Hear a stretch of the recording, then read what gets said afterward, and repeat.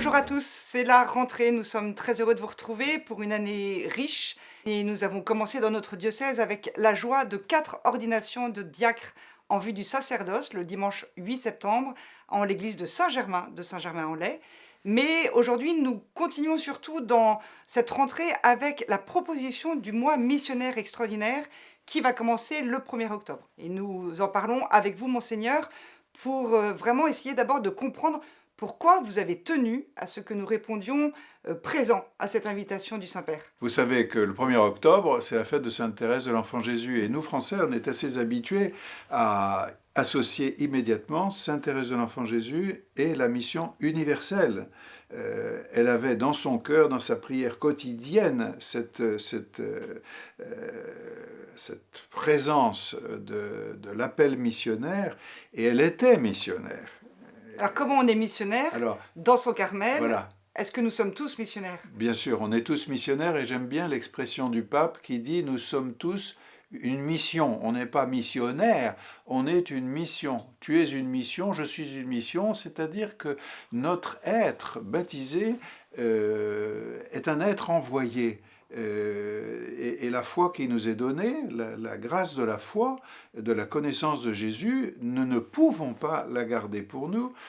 C'est une grâce qui est une grâce à faire partager, comme les apôtres qui disaient, ou les disciples qui disaient les uns aux autres, viens voir, viens voir. La difficulté, c'est que tout le monde ne se sent pas le courage d'aller dans la rue, d'inviter, comme vous venez de l'évoquer. On en a déjà un petit peu parlé ensemble dans des rencontres précédentes. Oui, mais tout le monde prie, tout le monde, on espère, mais a une relation avec le Seigneur, cherche à la nourrir, et puis tout le monde rencontre des personnes.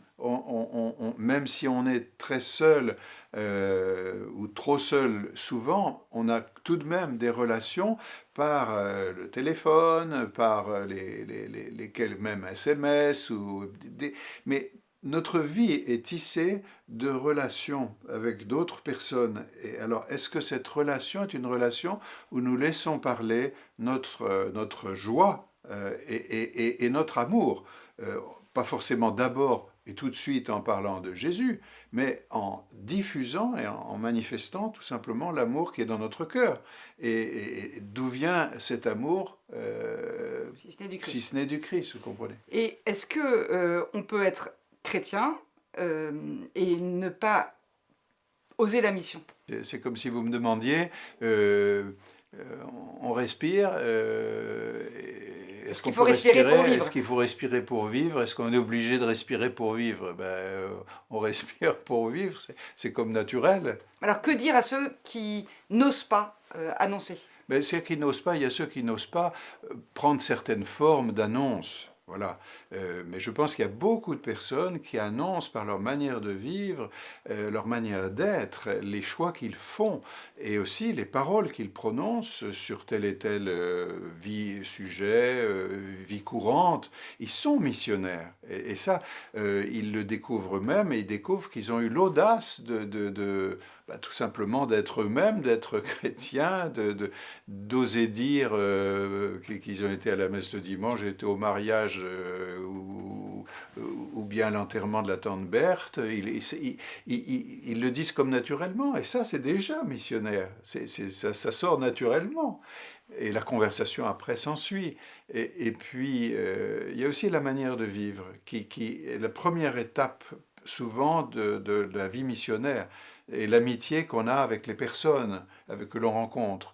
Voyez, ça et ça doit être, ça peut être, naturellement, ça a une dimension ou une dynamique missionnaire. Qu'est-ce que vous attendez pour notre diocèse comme fruit de ce mois missionnaire qui va durer tout le mois d'octobre 2019?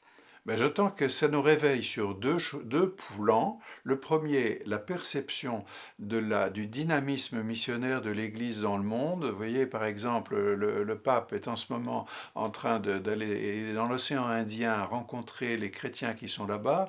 Eh bien, lui-même va percevoir une fois de plus le dynamisme missionnaire de ces églises, et les églises vont recevoir aussi le dynamisme de l'encouragement du pape. Et puis il va y avoir le synode spécial pour l'Amazonie.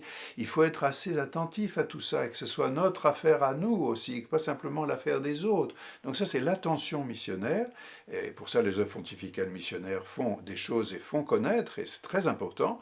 Et de même, la deuxième chose, c'est la mission là où nous sommes, dans notre quartier, dans notre vie professionnelle, avec les amis que nous avons, dans la famille, tous les champs de la mission qui sont ceux qui nous sont donnés par la vie quotidienne, par les circonstances de l'existence. Donc c'est à moi pour À faire... nous, je dirais plutôt, vous voyez, en même temps, je vous interromps parce que en même temps, l'acte missionnaire, la mission, c'est pas seulement je suis une mission, mais nous sommes mission.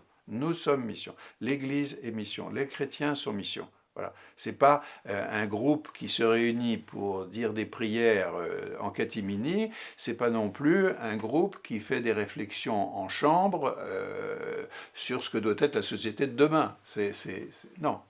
Nous sommes en mission. En mission, en communauté, tous ensemble. Alors, il y a un certain nombre de propositions qui sont faites pour ce mois missionnaire.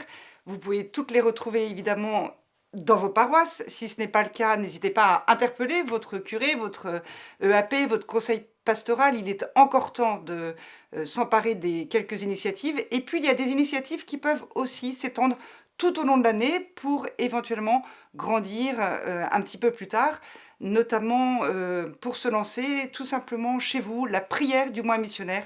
Inscrivez-vous sur le site internet catholique78.fr pour recevoir chaque jour une intention de prière liée à la mission pour demander au Seigneur de nous accompagner dans cet élan avec la figure d'un missionnaire du monde que vous pourrez découvrir à cette occasion-là. Nous reviendrons évidemment sur toutes les initiatives paroissiales et diocésaines qui ont été prises pour ce mois missionnaire et nous vous souhaitons donc à chacun et à tous une très bonne mission pour annoncer le Christ.